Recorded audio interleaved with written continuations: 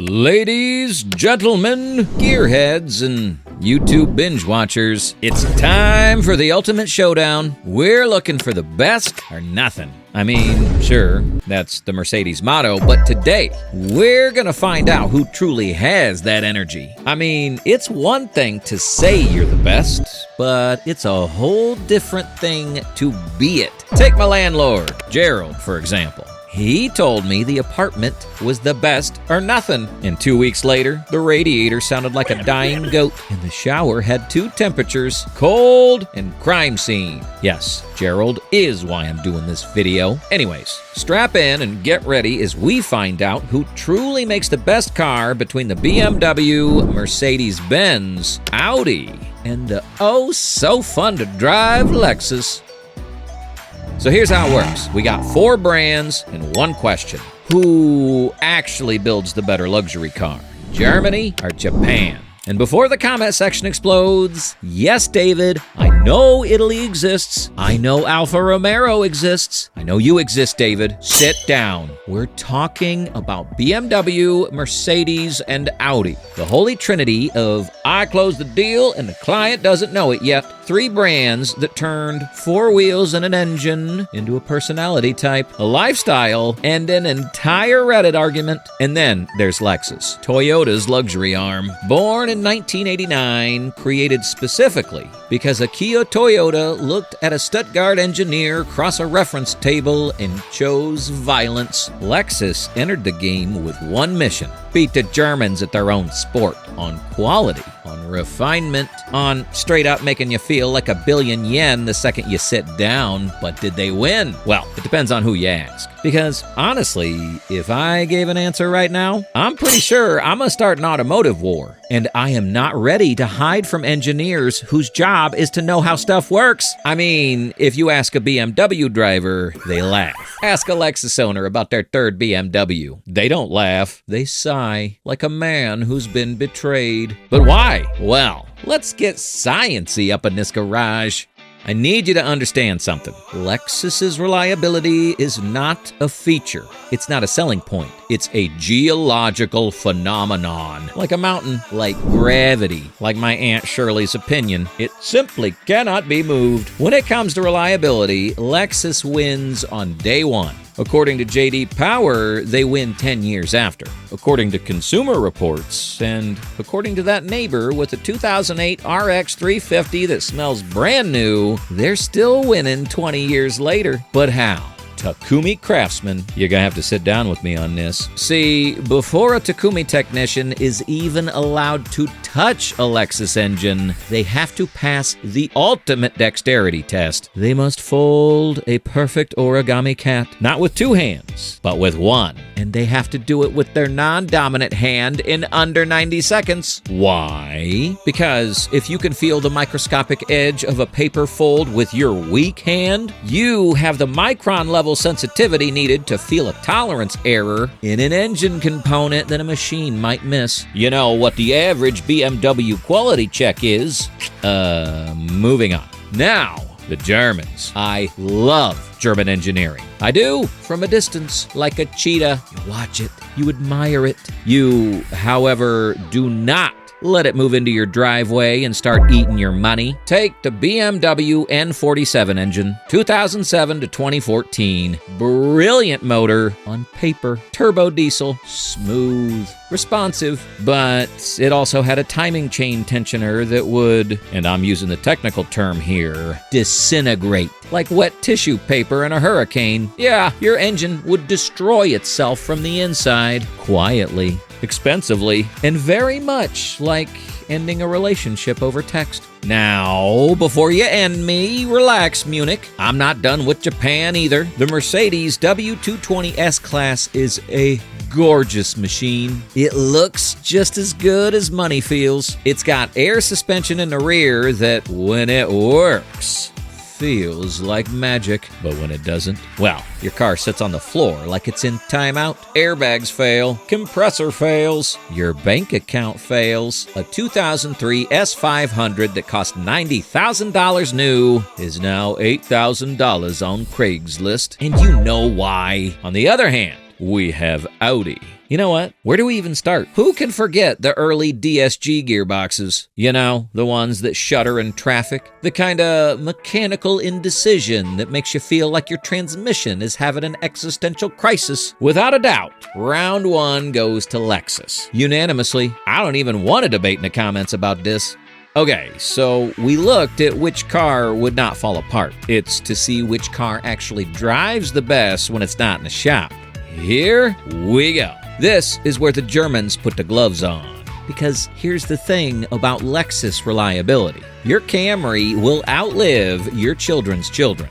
But will it make you feel something on a Tuesday morning at 6 a.m. on an empty road? Probably not, so you can expect the same for the Lexus. At least when you're comparing it to the beasts on this list. Let's break it down by brand because they're not the same car wearing different badges. They are completely different philosophies wearing suits. BMW invented the phrase, the ultimate driving machine. That's not marketing. That's a thesis statement. Classic BMW engineering is rear-wheel drive. 50-50 weight distribution front to rear. You are not a passenger in a BMW. You are in a conversation with the road.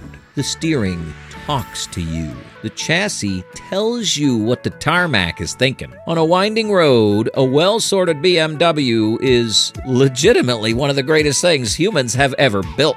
I said what I said. Mercedes is different. Mercedes is your grandfather's study. Dark wood, single malt, a leather chair so comfortable you forget your problems exist. Comfort first engineering. Road feel, absorbed. Noise, suppressed. Bumps? What bumps? Mercedes doesn't do bumps. It does, however, glide. The E-Class long wheelbase, for example, feels like driving a cloud that's somehow also bulletproof. Audi, on the other hand, has the Quattro all-wheel drive, born in rally racing. It's the system that made every other manufacturer rethink traction. Audi Quattro Grip is physics made polite. You push it into a corner in the wet, and the car just handles it calmly, like a surgeon, like an accountant, like someone who went to a very good school and doesn't need to tell you about it. And then there's Lexus. Okay, look, historically, Lexus steering has had the communicative ability of a government form. You turn the wheel, the car turns. That's it. That's the conversation. No feedback, no texture, nothing. You could be driving on asphalt or on the surface of the moon, and the steering wheel would not differentiate. However, Lexus heard the criticism. Lexus reads the forums. Lexus found the Reddit threads where enthusiasts were absolutely murdering them for driving dynamics, and they built the ISF. And then the RCF, and then the LC500 with a naturally aspirated 5-liter V8 screaming to 9,000 RPM when every other manufacturer had gone turbo. 9,000 RPM. That engine sounds like a Japanese sports car from a fever dream. It sounds like a formula car. It sounds like something that should not exist in the same sentence as comfortably heated seats and a wood trim interior. But it does. And suddenly, Lexus wasn't boring anymore. Lexus was interesting. But regardless, for round 2, BMW wins on driver engagement. LC500 gets an honorable mention for sheer drama. Mercedes gets most comfortable. Audi gets the most competence. Now, let's get to the part we all hide from. When it comes to cars, there's the sticker price. It is the tip. Write that down. Everybody focuses on the purchase price. Oh, the BMW 5 Series is only $45,000. Yes, and the Titanic was only going to take 4 days to cross the Atlantic. Context matters. Let's talk about the total cost of ownership, which is the real number, the honest number, the number dealers pray you never calculate. Maintenance. Lexus uses Toyota's hybrid system in most of their lineup. That system has been stress-tested for over 2 decades. It is mechanically nearly immortal. Brake pads last longer because regenerative braking does most of the work. The engine is proven. Transmission? Forget about it. It barely exists in the traditional sense. German brands require scheduled maintenance at specific intervals with specific fluids from specific places. Or, and this is the fine print, things start to void. Things start to expire. Things start to cost. BMW oil change at the dealer, $150 minimum. Spark plugs on an Audi with their fire-breathing TFSI engine, you're looking at hours of labor because the engine bay has the accessibility of a submarine hatch. Mercedes AMG brake job, I once knew a guy. He doesn't talk about it anymore. He just stares into the vacuum for a living now. Then there's depreciation. This one cuts both ways, so stay with me. German cars depreciate fast. A 3-year-old BMW 7 Series can lose 40 to 50% of its value on one hand. Ouch! If you bought it new. On the other hand, you can buy a 3-year-old BMW 7 Series at half price. That's either the smartest thing you've ever done or the beginning of a very dark chapter. And it depends entirely on your mechanical sympathy and your tolerance for a check engine light that lives rent-free in your dashboard. Lexus, however, holds value like a savings account. A 5-year-old RX 350 still commands respect in the resale market because everyone knows it works, because reliability is currency. As far as round 3 is concerned, Lexus's total cost of ownership is not even debatable with data. Now here's something nobody talks about, but I'm talking about it because I love y'all. Cars aren't just machines. They are statements, whether you meant to make one or not. You see a BMW driver and you think this guy went to one track day in 2019 and it rewired their brain permanently. They have opinions about tire compounds, uses the word chassis in casual conversation, maybe slightly aggressive in traffic, but only because they're in the zone. And they definitely will explain the difference between M Sport and full M to anyone who makes eye contact. Mercedes driver? Well, they have 2 categories. Old money, where they inherited the car, and new money, where they worked hard and want a quiet room that moves. Also, it's the car for every rapper who ever made it, every executive who just closed a deal they can't talk about, every person who walks into a dealership and says, "Surprise me," and means it.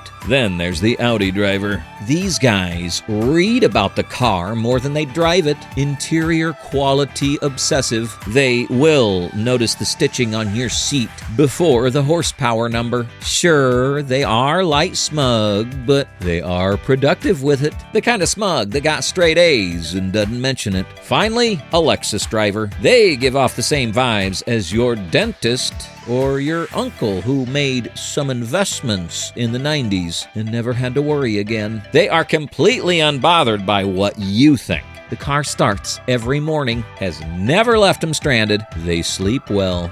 They sleep so well, David. But in the end, these are all just light jokes about the kind drivers. But they do also show just how rich car culture is. And any one of these cars is bound to be an interesting ride. But it's time to find out who won.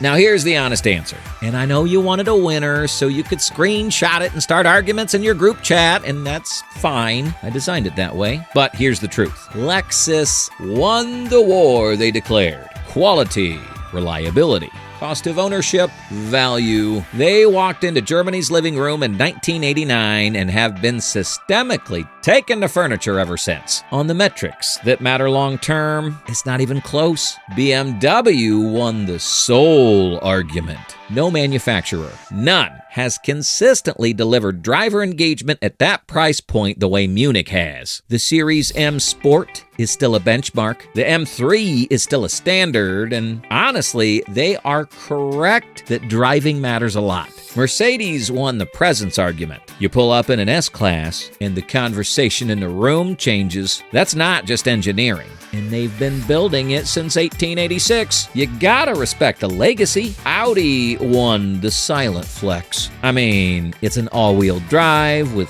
clean lines and an interior that aged better than all of them. Not to mention, Quattro is still one of the greatest engineering stories in motorsport history. So honestly, it's really up to you and your preference. You just have to make sure you love it. But what do you think? What car do you think won? Are you a Japan fan or a German fan? Let us know your thoughts in the comment section below. And while you're at it, why not hit that like and subscribe button to stay up to date on all things cars. Until next time, keep your eye on the road and put the metal to the pedal. Bye.